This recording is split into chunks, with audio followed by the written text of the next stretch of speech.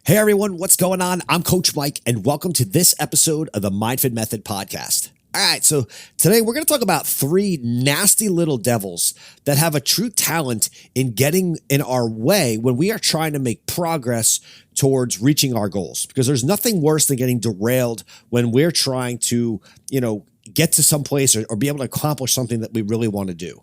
And these three nasty little devils are our excuses, our burnout, and the obstacles that wind up getting in our way. And today I want to talk about how not only to address and recognize these three nasty little devils, but how to overcome them one step at a time.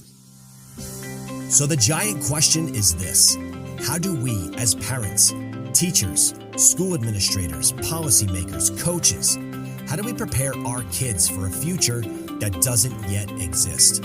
All while making them healthier, more creative, more innovative, better problem solvers, and overall successful contributors to society. That is the question, and this podcast has the answers. My name is Coach Mike, and welcome to the MindFit Method podcast. All right, now before we go too deep into these three problems, I wanted to go back into like the mother of all issues that we tend to have when we're trying to reach our goals and we get completely derailed. And if you guys had the opportunity to listen to my podcast from a few weeks ago, it was called The Dopamine Dilemma. I talked about how, dopamine causes us to just be distracted in a way that we've never seen almost in history because of the, abundance around us, almost the overabundance around us of dopamine producing devices and foods and everything else that constantly distract us and throw us off course. So I totally recognize that is probably the biggest one. And once you can overcome that hurdle and start to focus a little bit and wean yourself off of your consistent need to be able to get that next dopamine hit, these are the next three things that tend to come up and present problems in front of us. And the first one is definitely excuses, because we set a goal, we get motivated, we get all excited, our dopamine receptors kick in, right? Now all of a sudden we're motivated to do something. And then we go to take that first step, and the first step feels really good, but the first step is almost worthless if the second step doesn't happen.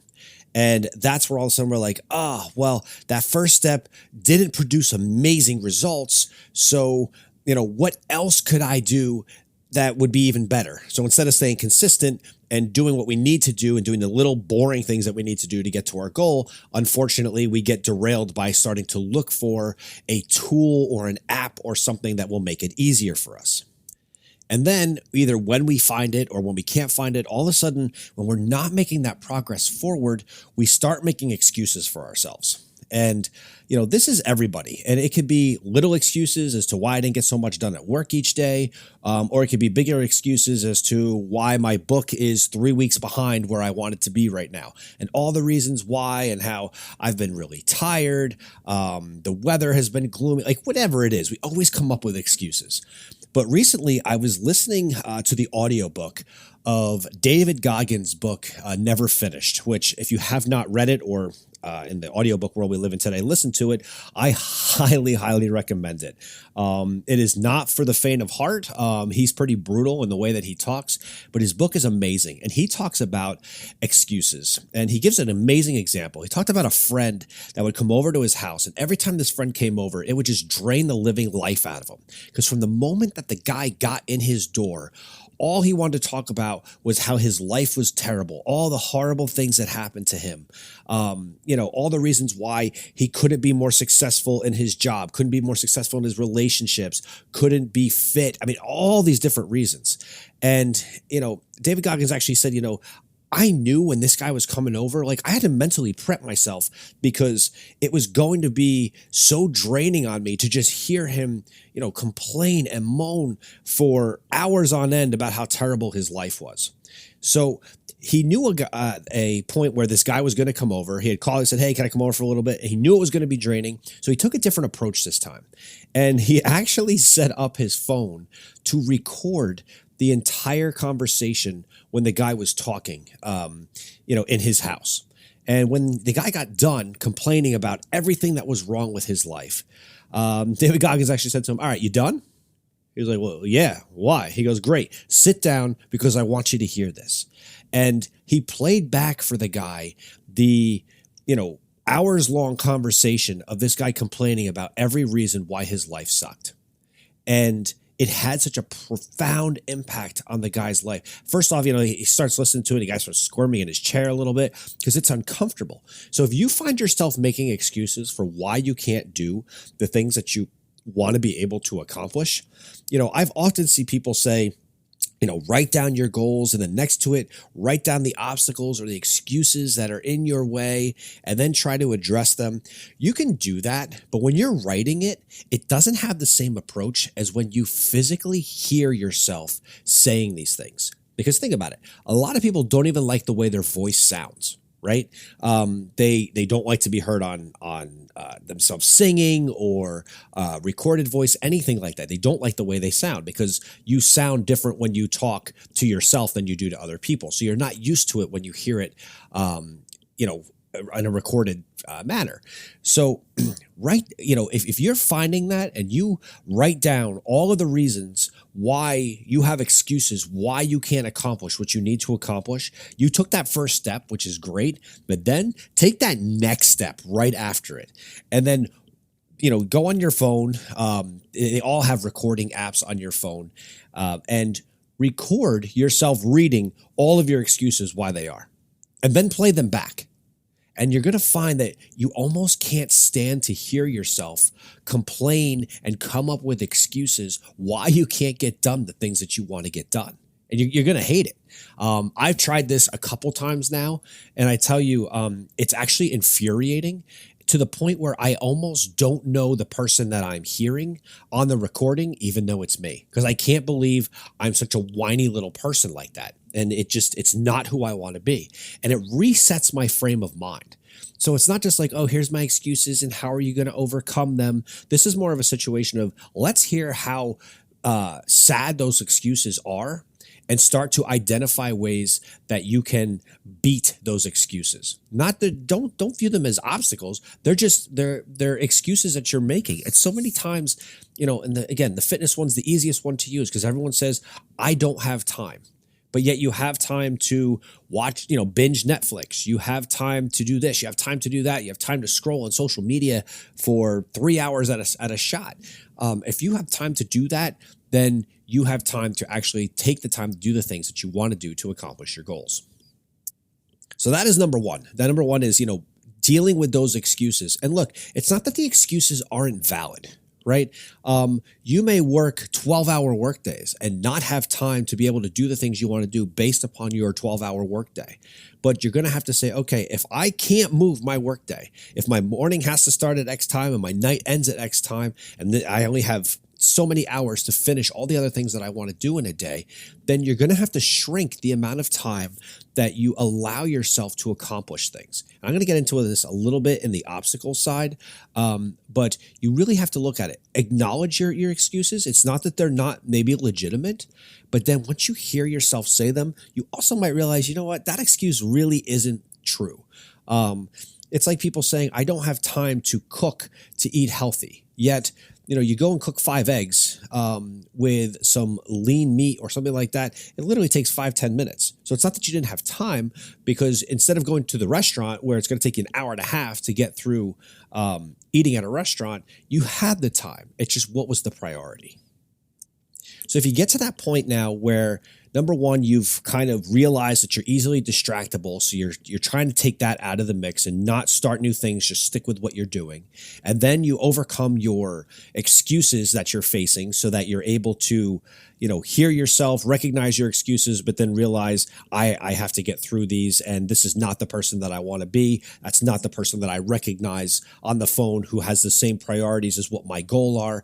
You get through those two, and then you start dealing with the obstacles that wind up jumping in your way on a daily basis, because we all know life is not perfect, and you go to start something and then the whole world crashes down around you and you wind up getting these obstacles. But the thing to remember is that, when you're at a starting line of a race, what you're thinking about is the finish line, right? You're thinking about getting to that finish line as fast as possible. And you want to take that first step, right out of the gate. But as soon as you take that first step, you're no longer looking at the finish line, right? Now you're thinking about every step that has to happen after that finish line. And when you do that, you begin to focus on the obstacles that are in your way. And when you start to think about those obstacles, you can't see the finish line anymore, right? Because all of a sudden, all you see are the obstacles. And it's actually proven study for pilots. I don't know if you've ever heard this before, but when pilots are told not to crash into a certain obstacle or beware of a certain obstacle when they are trying to land or they're taking off, they will actually hit that obstacle because they become so focused on the obstacle, they can't focus on what they actually need to get done.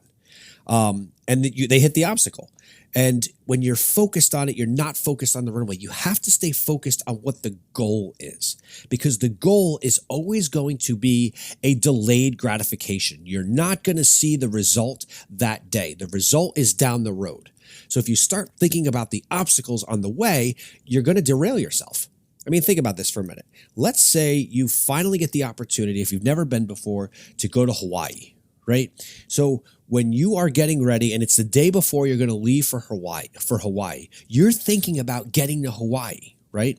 And it's exciting. When you're planning the trip, you're thinking about getting to Hawaii. What you're not thinking about are all the obstacles that may or may not be in your way on your way there. So your car breaks down on the way to the airport, and then your flight is delayed, and then your connecting flight you completely miss. You think about all those things, but in the end, you just want to get to Hawaii because that is the finish line in this case. And you have to look at your goals the exact same way. You can't focus on those obstacles because those obstacles will kill you. It's not that you want to be blind to them. You want to know where they are. You want to know when you have to steer around them. You have to know when to recognize them and realize that, all right, I've got to move towards that finish line. So what do I have to do to get past this obstacle, not focus on the obstacle itself?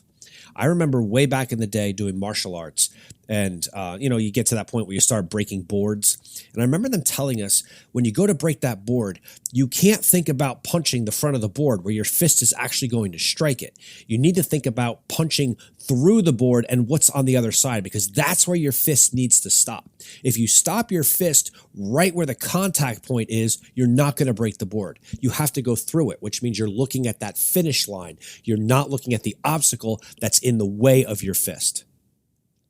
And just know this too, you're going to have obstacles. It's never going to be perfect. I've said this in so many podcast episodes before, but it is never going to be perfect. And I'm going to tell you a secret.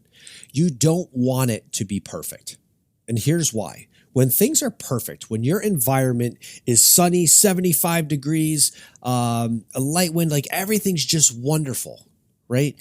You are not motivated to move forward. You're motivated to be comfortable. And when you get comfortable, you get complacent. And when you get complacent, you start to make excuses again, and then you're all the way back at round one. And your excuses start leading you to distractions. Your distractions are consuming you, and you never move forward. You don't want to be perfect. You don't want to be comfortable. You don't want to be complacent. You want to be able to have a really darn good reason to be able to move that forward. But now, let's say you've beaten those first three, right? You're over the distractions. You're very goal-oriented. You have overcome your excuses. You're actually taking action, and you're fighting through those obstacles and thinking about the opposite side of the board, not where your fist is going to make contact. So you've got the first three down pat. Then you get burnout. And burnout is something that is often because we don't pace ourselves. And I'm going to use a running example. If you are a cross-country runner, right? And I used to see this all the time. We used to call them a rabbit. So you'd have a team that would have a runner who maybe was not a great runner on the team, and they would use the runner as a rabbit, meaning as soon as that gun went off and the race started, that rabbit would sprint as fast as they could, as long as they could, and then completely die out. And they would do that on purpose because they try to get the runners from the other team to follow the pace of that rabbit, knowing it would probably burn them out too. And we do that all the time when we try to achieve our goals, or even when we're trying to create that perfect setting. And I'll use myself as an example. When I was writing The Mindfit Method, the first book, I remember always thinking, gosh, if I could just take a day off and have a straight 8 hours to write and not be distracted and not have to do it early in the morning, not have to do it late in the evening, it would be so good. I'd get so much more done.